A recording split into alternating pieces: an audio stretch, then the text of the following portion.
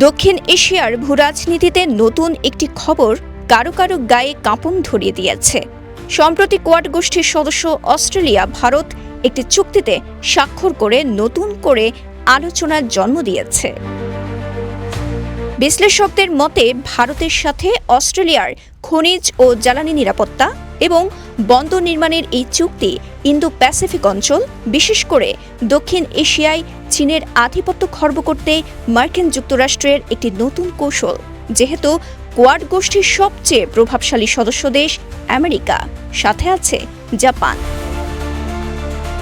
এদিকে গেল ১ জুন সোমবার নয়াদিল্লিতে অস্ট্রেলিয়ার উপপ্রধানমন্ত্রী ও প্রতিরক্ষামন্ত্রী রিচার্ড মার্লেস এবং ভারতীয় প্রতিরক্ষামন্ত্রী রাজনাথ সিং দ্বিপাক্ষিক আলোচনা করেন।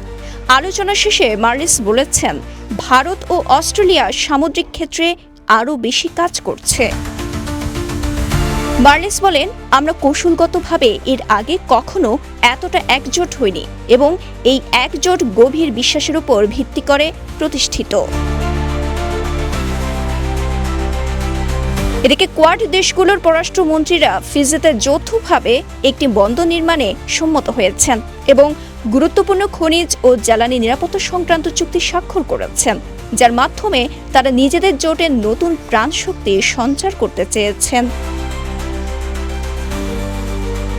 বিশ্লেষকরা বলছেন, গুরুত্বপূর্ণ খনিজ সম্পদ, জ্বালানি সরবরাহ ব্যবস্থা এবং কৌশলগত বন্দর অবকাঠামোকে কেন্দ্র করে কোয়াডের এই উদ্যোগ কেবল অর্থনৈতিক সহযোগিতার মধ্যে সীমাবদ্ধ নয়, বরং এটি ইন্দো প্যাসিফিক অঞ্চলে দীর্ঘমেয়াদী ভূরাজনৈতিক প্রভাব বিস্তারের একটি সুপরিকল্পিত প্রচেষ্টা।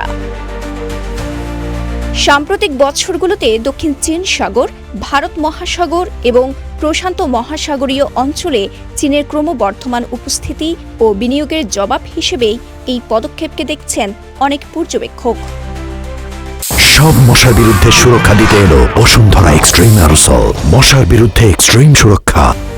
তাদের মতে ফিজিতে বন্দর নির্মাণের সিদ্ধান্ত এবং গুরুত্বপূর্ণ খনিজ সরবরাহ চীন শক্তিশালী করার পরিকল্পনা ভবিষ্যতে কোয়াড সদস্যদের কৌশলগত সক্ষমতা আরও বাড়াবে। একই সঙ্গে এটি চীনের বেল্ট অ্যান্ড রোড উদ্যোগের বিকল্প কাঠামো গড়ে তোলার প্রচেষ্টাকেও আরও বেগবান করতে পারে।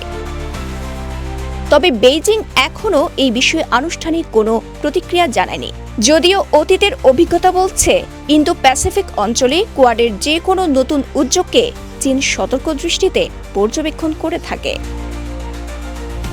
International desk, Kaler Kantho, Chittagong.